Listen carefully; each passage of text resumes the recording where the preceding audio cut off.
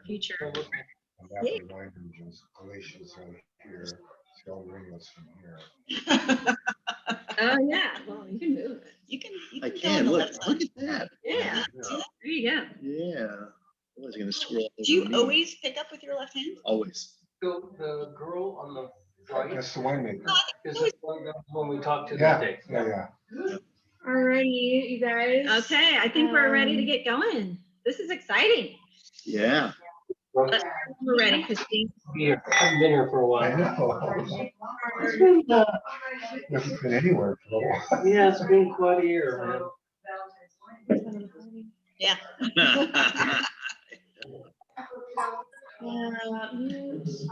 We're good. It's nice Albariño, huh? Another friendly reminder, guys. We're just asking everyone to mute and turn your screens off. And once we get to the end, we'll allow everyone to open back up, just so we are able to focus on our things here and give them our undivided attention today.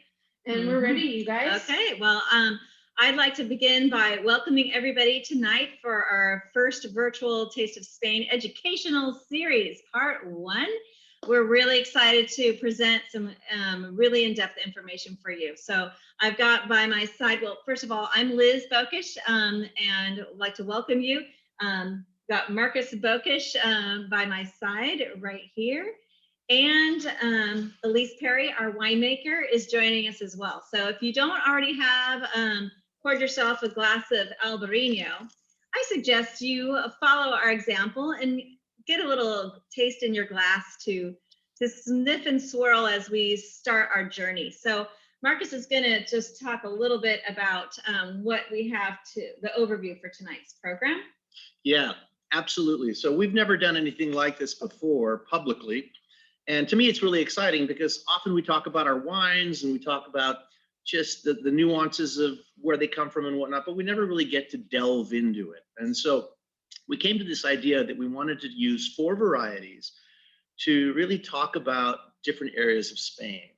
And we decided with this first series, what we do is talk about the coastal wines. So while there are a plethora of wines in Spain, we're going to focus on Albariño as the variety that's typically grown along the Atlantic coast of Spain, and Monastrell that grows along the Mediterranean coast of Spain. And we're going to talk about the coasts. Then next week, we're going to focus on mountain varieties, the varieties that were evolved over millennia in the mountains of Spain. And they are going to be the Garnacha family, Garnacha Blanca, as well as the Tempranillo. I'm really excited about this because we're going to be able to delve into these wines and talk about the origin stories of these varieties in a way that typically gets glossed over.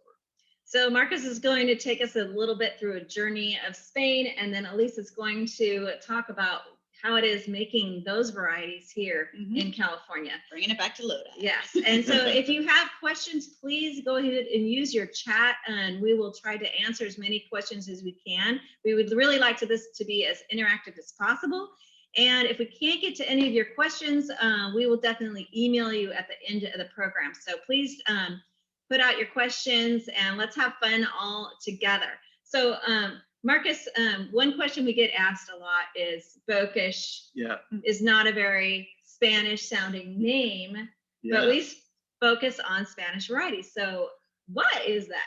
So my dad was German Czech, and that's where Bokisch comes from. It comes from the Czech lands. But my mother is a Catalana. She comes from the area of Spain where Barcelona is the capital.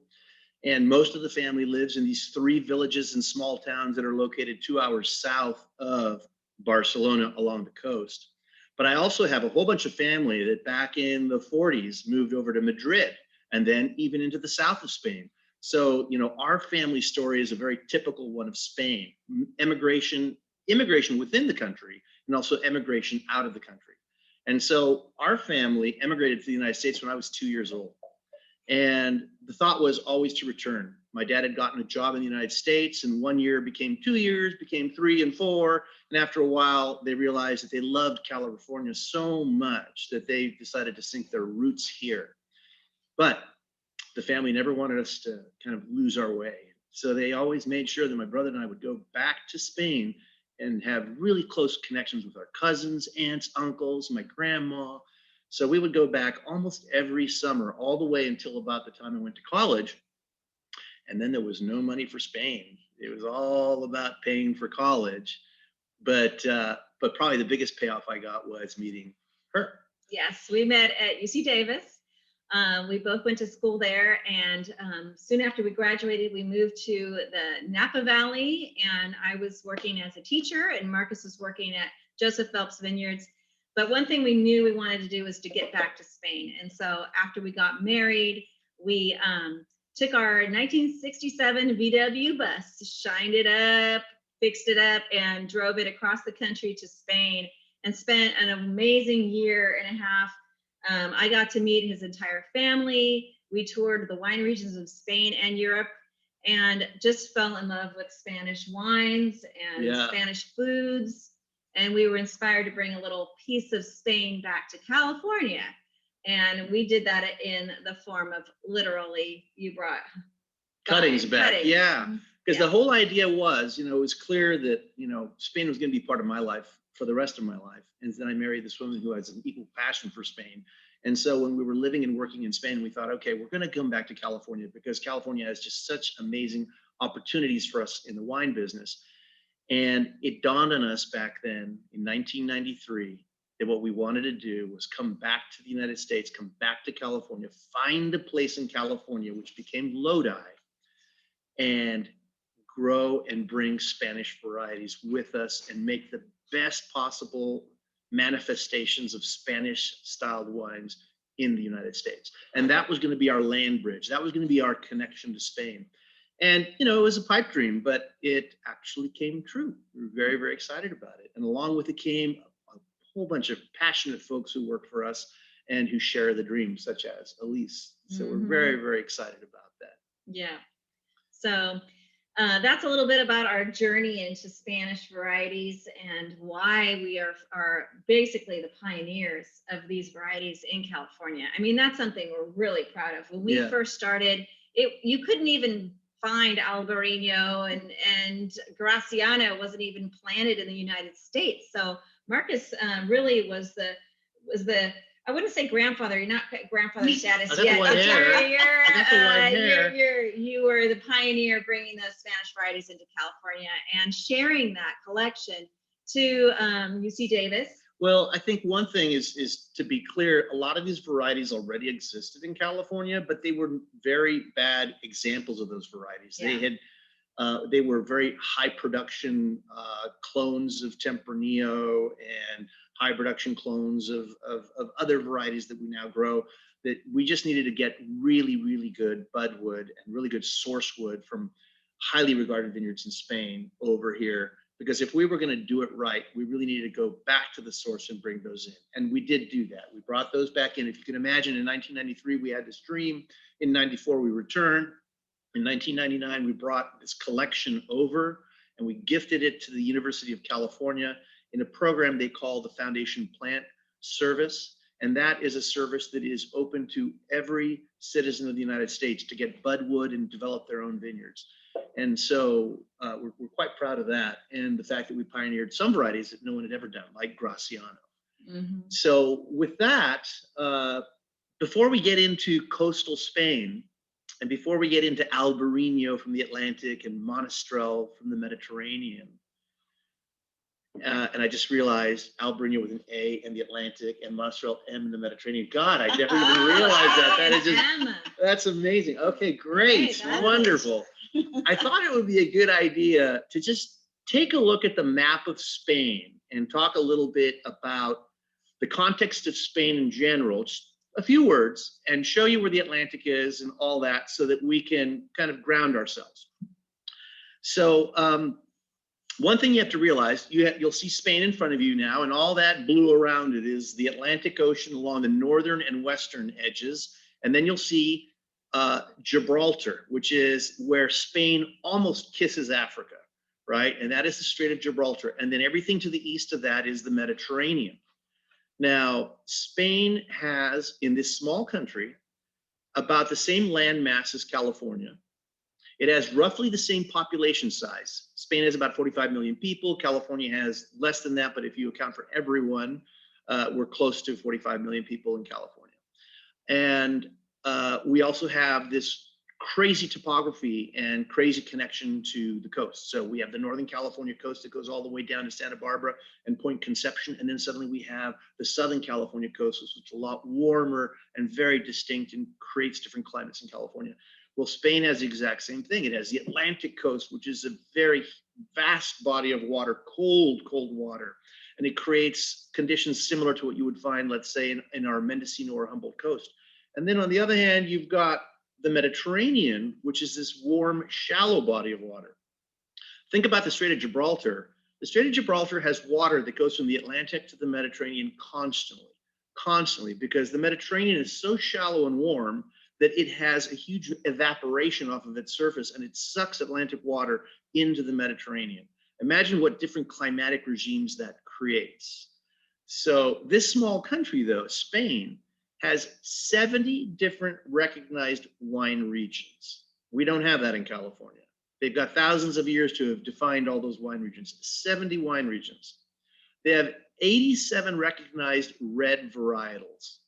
And Wow. yeah. You asked most Californians to name how many red varieties could they name in, probably 10. Yeah.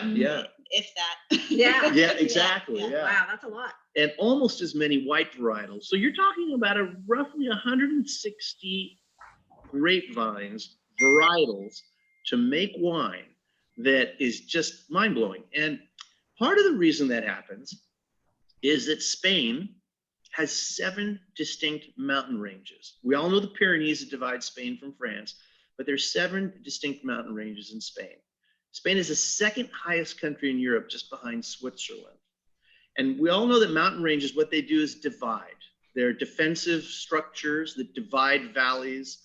And because of that, Spain has become an area of a lot of diversity. Every valley has a different microclimate. Every valley has a different culture. So in Spain, you have 160 plus different varieties that are recognized. You also have a country that we kind of gloss over and say flamenco and bullfighting and this and that and the other, but those who really know it know that there's 5 national languages, there's 10 recognized dialects, there's a myriad of different cuisines, and it's just a very exciting place to go. And this is what we get to do tonight, is kind of delve into a little bit of that by looking at 2 different varietals on 2 different coastlines.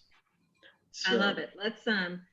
Let's get started on Albariño. Yeah, okay, so this is the time to lift your glass again and make sure that you familiarize yourself, because you have the bottle to go through. Yes. So, yes, and this wine is you'll be able to enjoy this tomorrow with no problem. So if you have a half bottle, then you can pour it into a half bottle, even better. But so I just first, before you get too far, everybody raise your glass and let's do a virtual toast. How about that? Okay. I like that. All right. On the count of 3, 1, 2, 3. Salud. Salud. Enjoy. Salud. Yes. Let's have a good time tonight. Salud. Well, we have another slide here for you to take a look at. And it is a slide that now drills down into the north coast of Spain. Now, the northern area of Spain along the Atlantic is known as Green Spain because it literally looks like countries to the north, like Germany. The rainfall of that area is anywhere between 40 inches to 80 inches a year. So to put that into context, if you look at Lodi, we get about 12 to 13 inches a year. Carneros might get 14 inches a year. Calistoga might get 25 inches a year. We don't even get anywhere close to 40 inches a year as a low, all the way to 80 inches. So you can imagine the coast of Green Spain is very wet, very moist.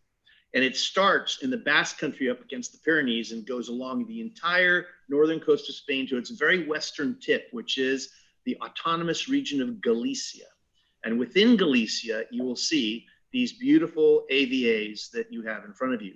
In Spain, they call them denominaciones de origen, or DOs.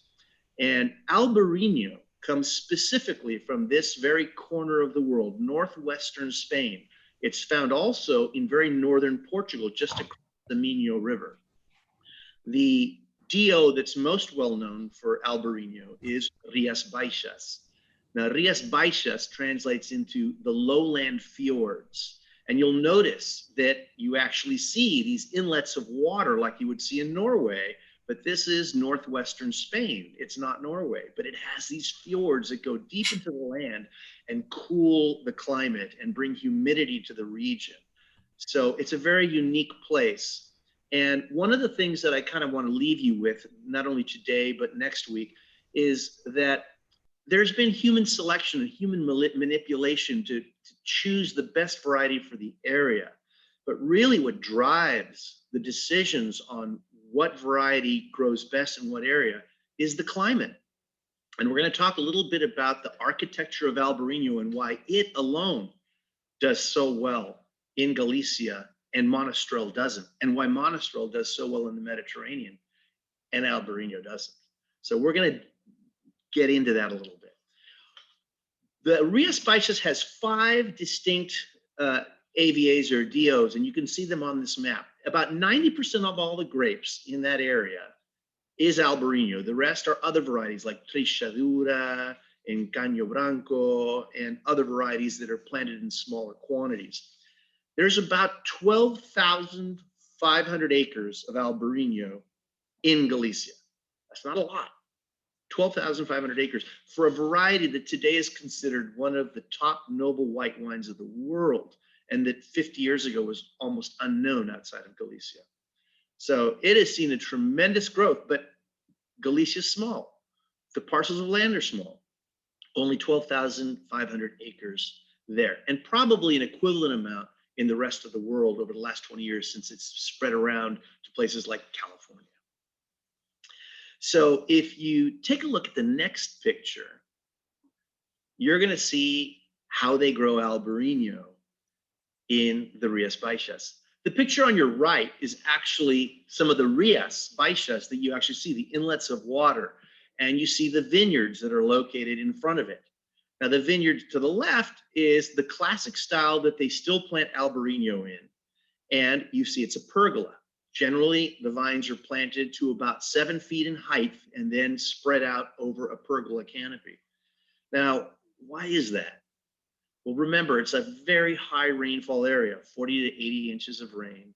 You also have an area that has coastal fog. Think Mendocino, think Humboldt. You've got this cold body of water next to a landmass, and it creates a lot of fog. So if it's not rain, it's dew that you have on your vines constantly. And so vines that can't handle that kind of environment will not be selected for by the human hands that have dealt with it for over 1,000 years. Mm-hmm. So what does the variety look like? Well, it has these long, long canes, small, little, tiny, hairy leaves, small, little, loose clusters with very, very thick skins. So everything you need to shake water off. So the little hairy, what they call pubescence on the leaf surface is a very, very difficult place for a droplet of water to stick onto. It'll just roll right off. The thick cuticle, the thick waxy cuticles on the berries, very difficult for the water to stick onto those berries. It'll just roll right off. And so if you're concerned about one of the worst things for grapevines, which is mildew and fungal disease, it's caused by water. If you can get that water off that grapevine, you're going to be able to make wine. So the vine naturally creates these long canes with small little leaves that allows the wind to blow through it and knock all that water off. The vine also has these loose clusters of thick-skinned berries that allow, again, for those winds to knock all that water off. And then, aside from the human selection component that happened over 1,000 years, you have the training system. You want to get those vines up into the air. You want to get them to where the wind will actually get to them. And so you get them 7 feet off the ground on these pergolas where the wind is blowing through those canopies and drying them out as quickly as possible every morning after the dew. But what are those pergolas like made out of? Well, okay, that's a very good question. You have, the Iberian Peninsula is basically an uplifted sea floor. So it's almost all limestone, except for the edges. In Catalonia, you have outcrops of granite. In Galicia and Portugal, you have outcrops of granite. That's the only place granite is found in all of Spain. Well, Decomposed granite is the soil that Albariño grows best on.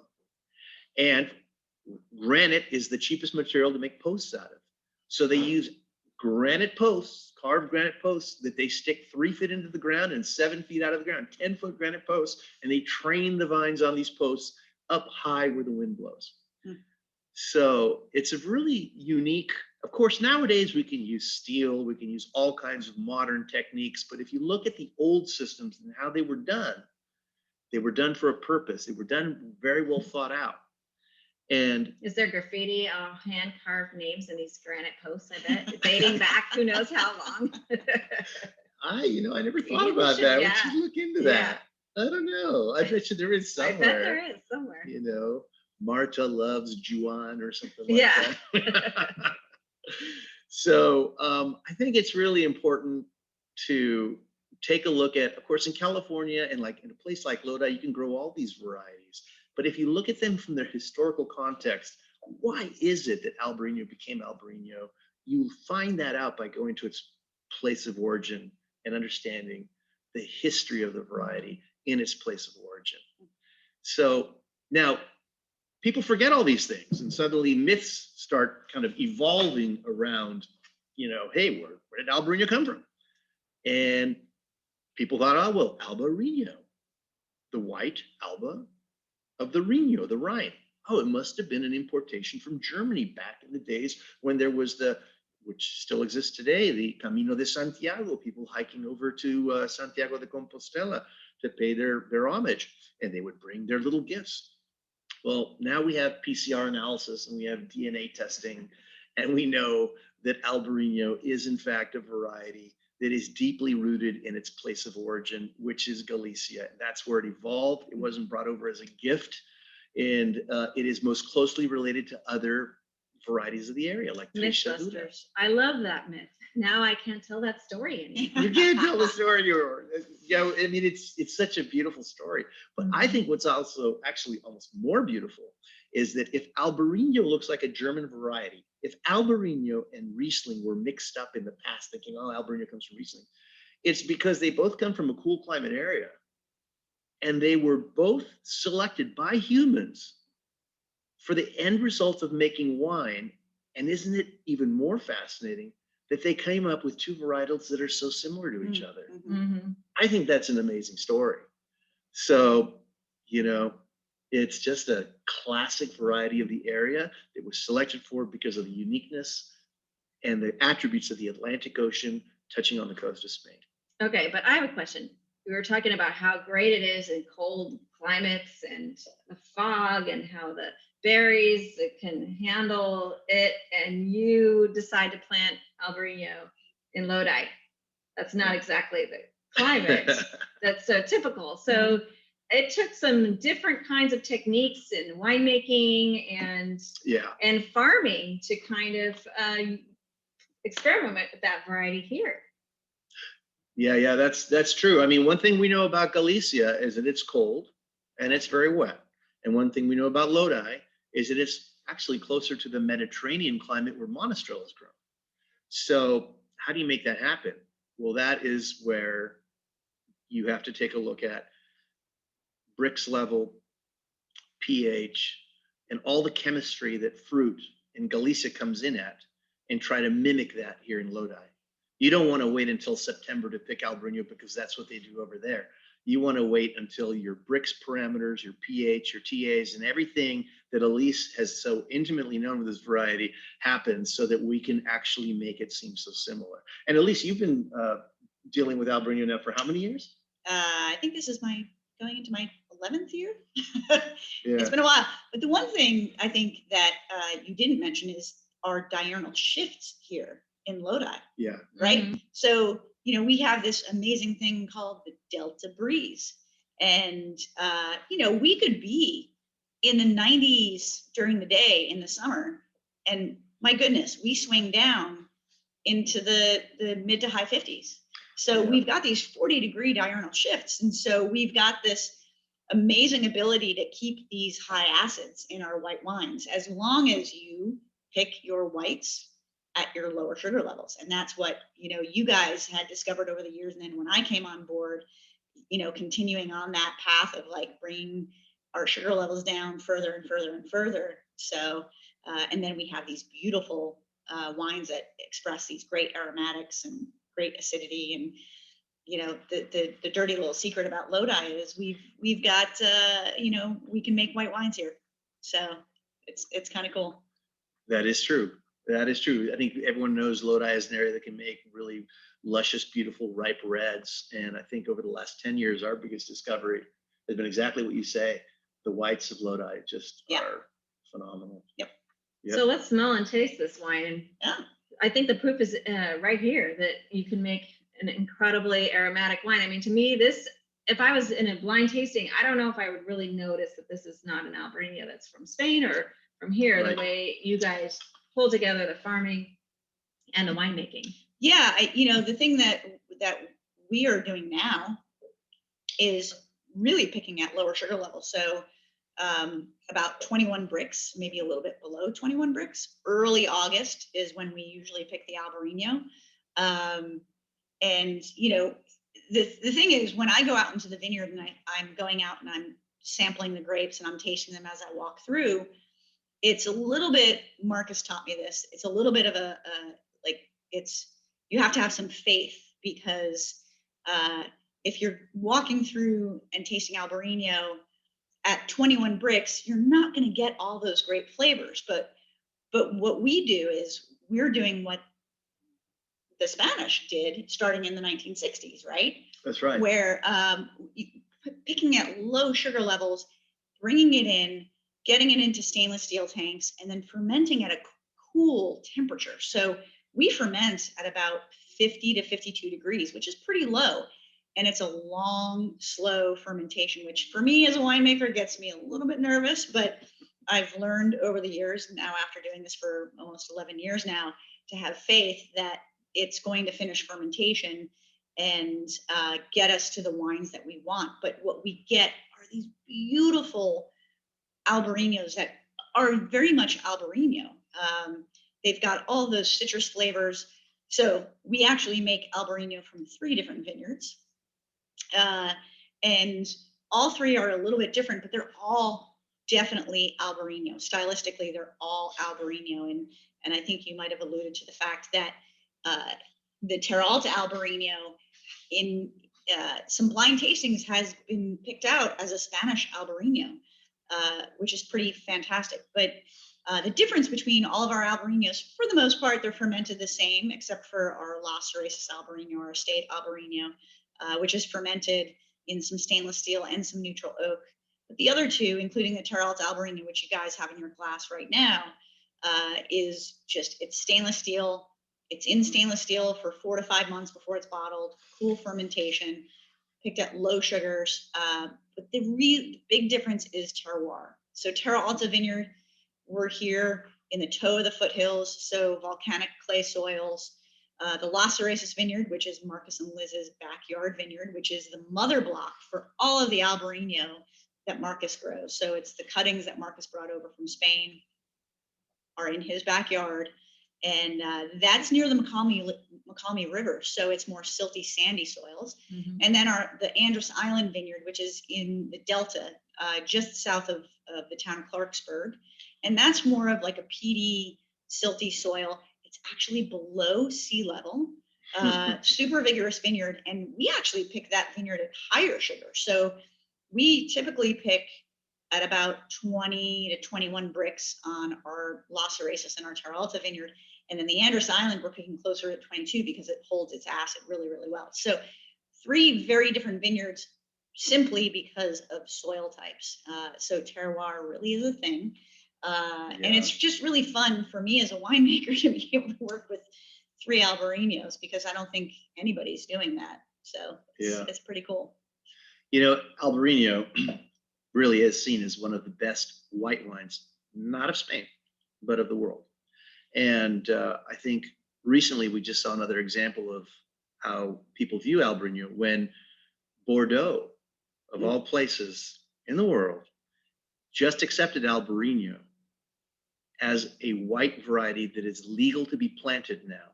As they see the move of global warming, they need to look at varieties outside of Sauvignon Blanc and Semillon that have excellent acid retention. And we've seen that. I mean, one of the reasons we have to pick so late in Andros Island is because the acids won't drop out of the grapes.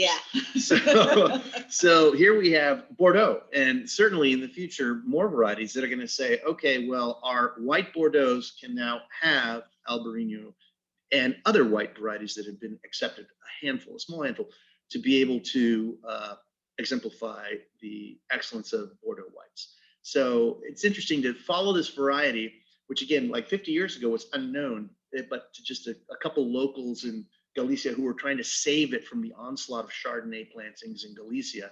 And now here it is in this illustrious position years later, having found a home comfortably almost everywhere in the world. I mean, when we first started producing Albariño like 20 years ago, no one knew what the heck it was. And we would try to go sell it at restaurants and wine shops. And I mean, people didn't know the variety, and it took a long time to get it going. And now it's so exciting to see a lot more people planting Albariño. There's like, 13 or more wineries in Lodi that are producing it. There's a bunch down in Paso Robles, Texas, Arizona. I mean, it's really taking off. And I think it's because it's so approachable. And we've found so many people that they claim themselves as red wine only folks, and but they try this and they love it because of the acidity, the complexity, the aromatics. It's just an incredible variety. So I think we're going to see Albariño here to stay. It's a great variety. We do really well by the glass because it's so seafood friendly. It's a perfect wine to enjoy at lunch or with dinner. Of course, if you look back into the map that Markus showed originally, you don't need to put it on now, but think about the amount of coastline in Spain. They've got seafood, Mediterranean and Atlantic. And so this wine is perfect with all kinds of fish, shellfish, mussels, oysters, shrimp. I'm getting hungry. I know, really, it's dinner time. I am also going to throw in, it's phenomenal with Thai food. Oh, yes. Yeah. I have friends in San Francisco who will bring Bokisch Albariño with them when we could go to restaurants, and they'll do that again. But they will have Bokisch Albariño with Thai food because it just pairs so well with those flavors. So I think Thai and Vietnamese food and just all of those spices. But I think it's a well-rounded wine. It goes with a lot of different foods. So Definitely. yeah. And another thing we're proud of is that, this wine that you have just got 90 points in the Wine Enthusiast magazine. And I tell you how hard it was to get our wine scored in the beginning because there was no category for Albariño. There was no category for Albariño globally or even hardly, and not domestic. So it's really starting to come into its own to even have a place in the page of some high profile magazines. So we're really excited about that. Yeah. Well, I have some questions for you guys. Oh, good. Yeah. Yes. Bring them on. One for each, actually. So Tim, to Markus, weren't both of the wines Roman? Okay. We got another history buff out here. Yeah. So there is no mention of Albariño actually in Roman literature, although that there was wine grape growing there by that time. The Romans probably actually brought wine grapes to Galicia, but no other culture before then. Because Galicia, one thing you have to realize is Galicia is Celtic. It's as Celtic as Wales, it's as Celtic as Ireland. They have bagpipes and everything. So, and they're very proud of their Celtic origin. In fact, every farmhouse in Galicia has a granary. It's all built of granite, and it sits like 6 feet off the ground. And it's done so that on granite posts so that no rats or mice can go into the granaries. They're beautiful. They're scattered all over the countryside. And they used to have all Celtic signs, granite signs on the very top that were all taken off after Roman times, and crosses were put on when that area became Christianized. Monastrell, on the other hand, is actually pre-Roman. It goes back to the Phoenicians. It goes back to around 500 BC. And we'll talk a little bit about that when we get into Monastrell. Perfect. So, So Liz and Elyse, you both kind of tapped in on this, but we have what would you pair with the Albariño If they didn't, quite catch on to either one of your suggestions, I think you have a hub where everybody can go to pair with our wines. Absolutely. I love all that side of it. I love having to do research in Spain and taste Albariño and with different things. But so I did start a food blog, lizbokisch.com, where I have some recipes. But it is really awesome with shellfish. It really is. It's just like the perfect oyster, mussels, shrimp dishes, definitely. And like Elyse said, spicy foods as well, like Thai. It's a very versatile wine. So I think you're going to have no problem finding all kinds of things to pair it with. Perfect. And then Elyse, from David, we have, what was the picking pH and TA on this Albariño?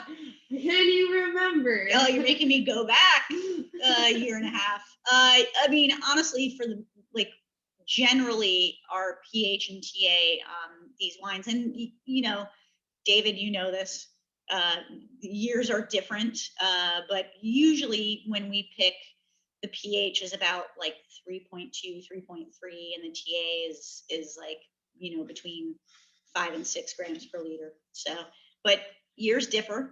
2020 was a freaky year, so that's going to be different. But this 2019, I think, was right around like 3.2, 3.3 on the pH. So, I have to add one thing to that, and I want to dispel a little bit of this myth that continues to linger about Lodi being a warm place because we're in the Central Valley. Certainly, it is a warmer place, but not that warm, because Elyse never adds acid to any of our whites. We use natural acidity, and I think that's a testament to how well whites can do in our area. Yep.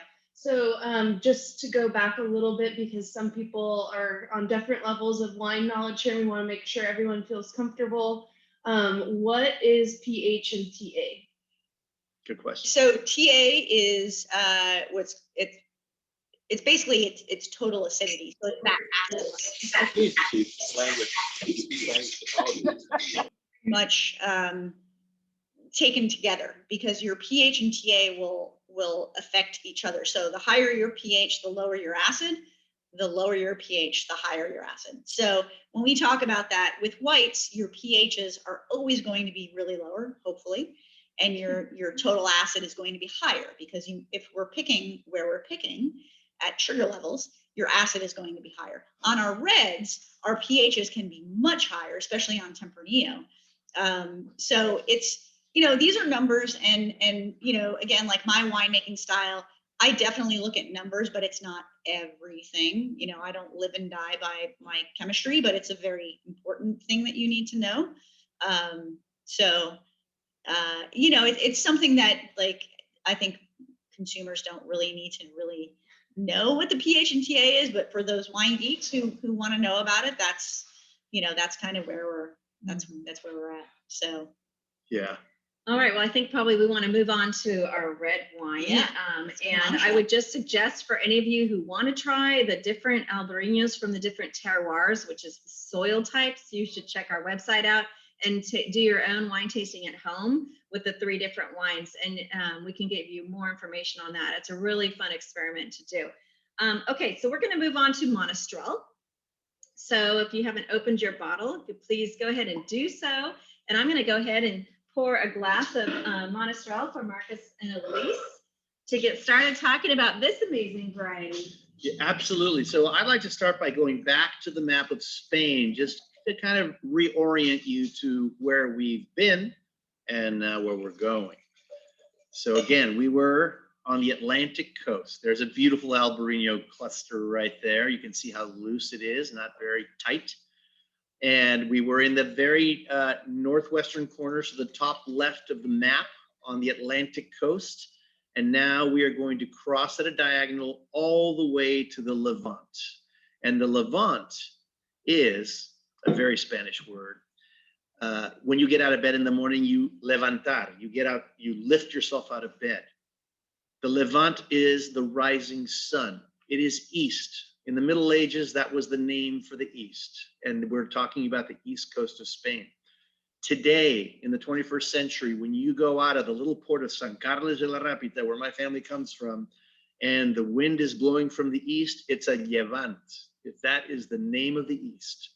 So the eastern part of Spain is located on the Mediterranean. You can see the Balearic Islands there in the corner. And if you go to the coast, you'll see the city of Valencia, the city of Alicante, the city of Murcia.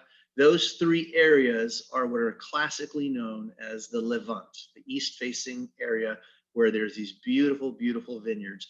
And the variety that predominates is the Monastrell. Now, the Monastrell in this area has found this area to be very much to its liking because it only receives about 12 to 18 inches of rain. Now imagine, we just talked about Albariño that loves 40 to 80 inches of rain. It was selected for in that cold, wet climate to be able to repel water, to be able to actually ripen without getting rotted, and to make these beautiful wines that are naturally lower in alcohol and high in acidity. In the Levant, you see these denominaciones de origen, the DOs, and they're located not directly on the Mediterranean. They're located at about 500 to 600 feet of elevation, maybe 10 kilometers inland from the coast. You don't have the vineyards right on the coast because it's the Mediterranean and there's real high humidity and warm water on the Mediterranean, and you get rot issues. But as soon as you climb in a little bit into a little elevation, the temperature is warm, the climate is super dry, and it's ideally suited to the Monastrell. The Monastrell is planted to about 75% of all the varieties in the area. And there is about 150,000 acres of Monastrell in this area. Now, imagine that. Lodi is the single largest wine grape growing region in California, just ahead of Sonoma in acreage, right? We have about 100,000 acres in Lodi. There's about just under 100,000 acres in Sonoma County. But that's all of Lodi. That's all of Sonoma County. That's every variety under the sun, from Pinot Noir to Albariño to Chardonnay to Merlot to everything. There's 150,000 acres of Monastrell located in this corner of Spain. That's, I mean, I have to hear you say that like 2 or 3 times to really take that in. Yeah. Just this one variety. That's a lot of Monastrell. Yeah. And that is 72% of all the Monastrell in the world comes from Spain. Another 12% comes from France. Now, if you do the math, that means that France has 1/6 the amount of Monastrell as Spain. Now, Monastrell is known as by other names. Mourvedre in France, Mourvedre in California, Mataro in California, Mataro also in France. And we associate the variety more with France than we do with Spain because it came to California through France and we use the French name. But in fact, it is a variety that made it to the shores of Spain first, around 500 BC. We'll get into that in a little while. And there it languished for around 2,500 years. This is what a Mataro vineyard looks like. This is what a Monastrell vineyard looks like. This is what a Mourvedre vineyard looks like. Totally different than Albariño. Here we're sitting at about 500-foot elevation off the Mediterranean. You see the blue skies. You see this beautiful diaphanous light, like when you're in San Diego or Los Angeles, and you see this just clear, gorgeous skies. Beautiful, beautiful light. Virtually no rainfall during the growing season, except for a little bit in August. Again, 12 to 18 inches of rainfall, less than half of what Galicia gets. So how do you plant these vines, and what do you select for in the vines? You select for vines that have much shorter canes and bigger leaves that protect the clusters from direct sunlight. You can see the leaf on the right. There's no what they call pubescence or hairiness to repel water because there's no water to repel, essentially. You see a big leaf in higher density that covers the larger clusters of Monastrell that you see on your left. You want to keep these little guys out of the direct sunlight. You don't want to have any raisoning because of it. You plant the vines further apart because in traditional grape growing, you didn't irrigate. And so whatever little winter rainfall you had to sustain the vine for the entire season. So you didn't want the vines to compete with each other. So you planted them 3 meters by 3 meters or 4 meters by 4 meters. So a lot of space between the vines so that they had sufficient water to ripen their fruit. So very, very different growing conditions. And naturally, very different selection activities by human interaction with these vines. Albariños just wouldn't grow well in this area traditionally. They need more water. They need to have that cloud cover so the fruit doesn't burn. Monastrell needed the natural leaves to protect itself and a drier climate. You can see the clusters actually are pretty tight. You put too much water on these clusters and they're going to start to rot. So these are the different selection criteria from which Monastrell evolved so successfully in the Levant. So one of the things I wanted to mention is, again, 72% of all Monastrell is found in Spain, 12% in France. The United States actually has 9% of the Monastrell in the world. Not bad, right? Not bad, 9%. 9%. It's a lot more than all of the Albariño in the world, those 9%. Australia has about 6%, and the rest of the world has the remaining 1%. So Spain is by far, basically almost 3/4 of all the Monastrell in the world is found in Spain. And it came from the Phoenicians, or is that right? It came from the Phoenicians. So going back to history, when the Romans showed up in Spain and they were fighting off the Iberian tribes, Monastrell was already there.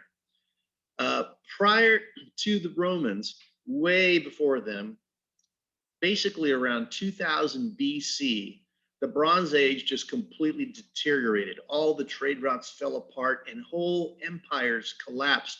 And out of this entire collapse and chaos came the Phoenicians. And the Phoenicians basically didn't own any land. They owned city-states that were by waterways, and they made a killing out of trade. They went all over the Mediterranean. They never made it all the way up to the Atlantic and around the corner of Spain into Galicia. Leave that up to the Vikings to do that kind of stuff. But you have the Phoenicians that created all these trade routes. And what they would do is they would bring wine and olive oil, and they would share it with the local tribes. Like in Spain, they would share it with all the Iberian tribes, until about 500 BC, where they taught the Iberians to plant grapevines and make their own wine, plant olive trees and make their own olive oil. And that's where the culture of growing red grapes around the Levant started. Now, was that Monastrell?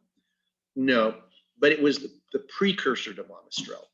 And then over the next 2,500 years, through human interaction and selection and perfection of that variety to that piece of ground, Monastrell emerged. Mm. Yeah, it's a beautiful variety, and it tends to create a wine that's completely different than Albariño. Albariño, again, citrus notes and stone fruit, peach and apricot. Now you go to the Monastrell, earthy, tannic, more alcoholic, bigger, more long-lived. It's completely different. Now, we can grow both in Lodi, but if you really want to know the origin story of these varieties, you've got to go to where they're most planted and understand what it is in the climate and the selection process that made that the most promising variety for that region. So I think that's why Monastrell does well here, right? Because Monastrell wants warmer climates. Yeah. Right? Yeah, Mm-hmm. Actually, that's a very good point, because Monastrell loves really warm climates, and you really can't grow it that well in Lodi unless you go to the hottest little pockets of Lodi, like way up near Sacramento in the Sheldon area, or little areas where you don't have as much airflow in little valleys. That's where the Mourvedre, the Mataro, the Monastrell is going to grow and ripen at its best. It also, because it's from a warmer region in Spain, has been selected for really good acidity. Mm-hmm. So if you don't have a lot of heat, you won't burn that acid off fast enough. So it's a late ripening variety, and it is a variety with a lot of acidity. And if it's not planted in a really warm area, you're not going to get it to its absolute perfection. So, Well, let's taste it. So, what do you guys smell out of this variety? Oh, I mean, to me, this is like, it just has such great dark berry notes. We've got some, I get some like black cherry soda in a weird way. Just dark fruits. There's a little bit of floral characteristic too. So some like, there's an earthiness to it that really comes out very nicely, but it has that verve, that acidity. It has a real it's got the brightness. acidity. Yeah. Yeah. It's classic Monastrell. And it ages really well too, this wine. Yeah. Yeah. So what happens when Markus brings it in at the end of the season, because it's a late ripener, it's towards the end of harvest? Yeah, it is a late ripener.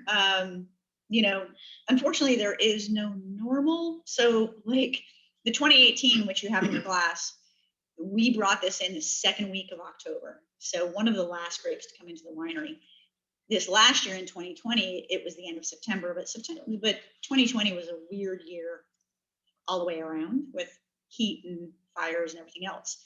So, but typically it is a late ripener, a little bit higher alcohol. We typically bring it in between 25 and 26 bricks to really get those nice concentrated flavors. Gets a little bit reductive. So that's one of the things that it's known for, even in Spain, is getting reductive. In Spain, they talk about it being reductive during aging. For me, my experience has been it's reductive during towards the end of fermentation. And some people might know what is reductive. So it gets this sort of like funky, like it can be sort of not so much rotten egg, but more of this like it's kind of like a dirty, sort of weird kind of funk. And so I myself and a custom crush client here, we call it sort of the French funk. So it's been this French funk. And it Like kind it's of an aged camembert cheese. yeah, and that's what gives actually it good. its rustic characteristics. So it tends to be a little bit more of a rustic red wine that we do, but it grows out of it. And so it also has taught me, Monastrell and Graciano have taught me to be a very patient winemaker, because you have to understand that these wines go through their really weird, funky periods, and you just kind of have to ride through it like a parent. So we kind of ride it through and don't get too crazy about it, and we know it's going to kind of come through. The other thing that we've done, which we just started last year, which was sort of the COVID silver lining, is we have been aging our red wines for 18 months before bottling, but now we're starting to bottle them after 24 months. And my goodness, we have seen how they just blossom after 24 months and get them into bottle, and they're amazing. So this 2018 is amazing, but I cannot wait till the 2020s come out, because they are going to be phenomenal. Yeah. So what do you do? What's your barrel regime or your aging? With So, this wine? we, here at Bokisch, we're very kind of light on our oak regimes, because we want to have the varieties speak for themselves. So I think the one thing that we are known for is being very varietally correct, both in our whites and our red wines. And that's why when we've done blind tastings, our Albariño has been pegged as a Spanish, or as a Reyes Baixas. The Monastrell, 2 years ago in a blind tasting, amongst a bunch of Mervedes, including a couple of French Mervedes, ours was, people thought that it was a Bandol. So we try to stay very varietally correct. We're not afraid to blend some things, but it's only to kind of do some little tweaks, and it's only in a very small amount. But because Markus grows such amazing grapes, that I always tell people that the best winemaker is somebody who knows when not to mess with something. So when I get these beautiful grapes in, I just have to know, don't mess this up. So I consider myself more of a shepherd, like bringing the grapes and the wines through the process to get them to the place where they need to be. And so we get these amazing, beautiful wines that everybody knows it's Mervet, it's a Monastrell. Yeah, I have to concur. I think it's so great working together on this, because we're not here to try to manipulate the wines into what we want them to be. We're not muscling them into a certain direction. What we want to do is both grow them and vinify them so that they can express as true of a character as possible, which is what you would find in Spanish wines. And I think we've really, oddly enough, I think that's one of our greatest achievements is when our wines get mistaken for Spanish wines. So this is exactly it. I mean, this is the whole idea of creating that bridge between Spain and California, and really tying us back to our origin story, just like we talk about the origin story of these vines. There's a synergy between the farming techniques, the vinification, and then how at the end of the day, it's all meant to be enjoyed with food. Yes. And that is really the point of what we're trying to make here. Have a wine that is approachable, that expresses its true varietal character. This wine is perfect with all kinds of wild game, imagine duck or foraged mushrooms and risotto. This has that rustic quality that pairs so well with that. And, everybody's heard of the GSM, maybe? GSMs are very popular. Yeah. This is the M in a GSM. Yeah. And what's the G and the S?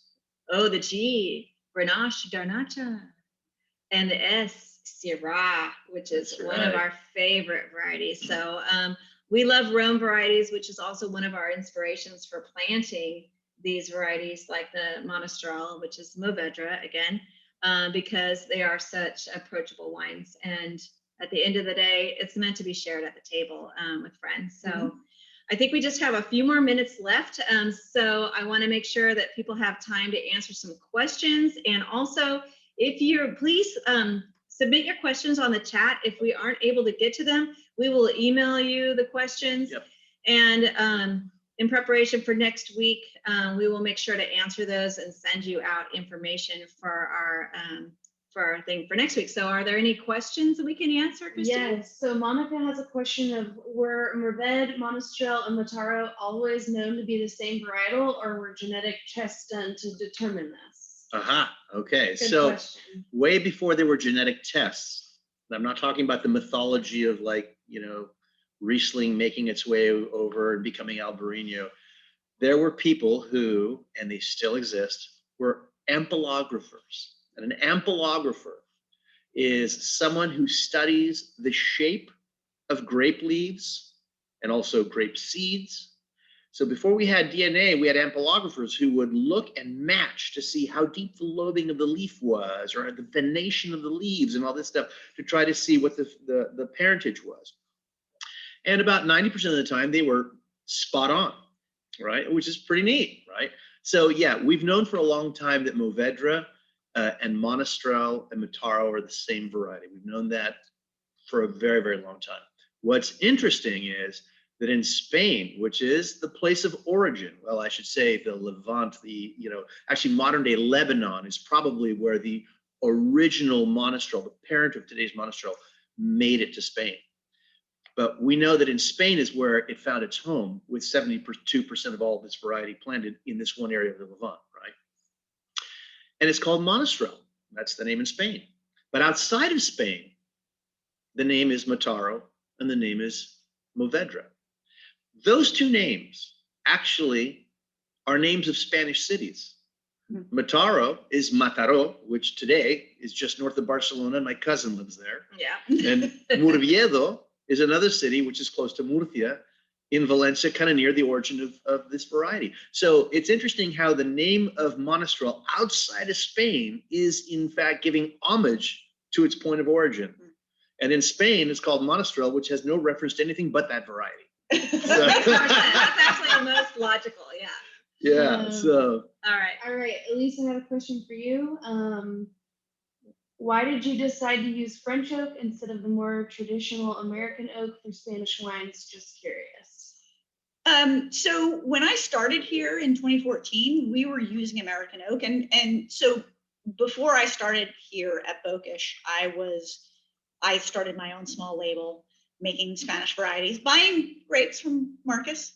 And on the Tempranillo and Graciano, I was using some American oak, but I felt like the American oak was getting too aggressive and really masking the really great characteristics of the variety. And so, the one thing that we don't want to do here, which is why we also don't use a lot of new oak on the wines, is really showcase the variety. And so I just felt like American oak was just getting really too aggressive. And over time, Markus, Liz, and I, after tasting a lot of the wines and doing trial blending for bottling, we just decided American oak was just not where we wanted to go. And so we backed off of it and we stuck with mostly French and a little bit of Hungarian. I love the Hungarian. I think it adds a really nice component to the Tempranillo and the Graciano. But for most of our red wines, I think that new French oak in very limited quantities. You know, we're doing mostly 15% new oak on most of the red wines, except for Tempranillo. Tempranillo sees about 25 to 30% new oak.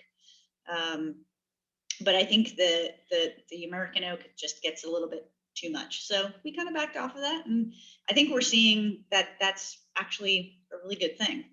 Thank you, Elyse. Yeah. Liz, do you foresee a trip to Spain with club members in the future? Thank you for asking that That was question. from Susie.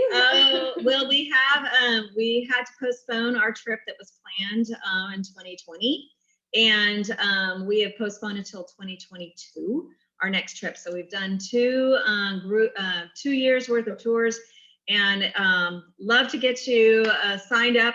So please.